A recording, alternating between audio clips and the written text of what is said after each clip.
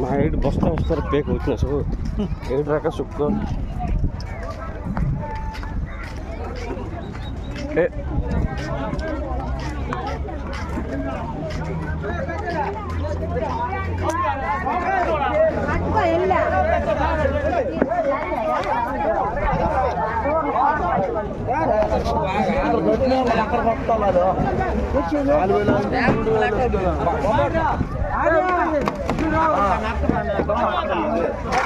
పట్టుకోండి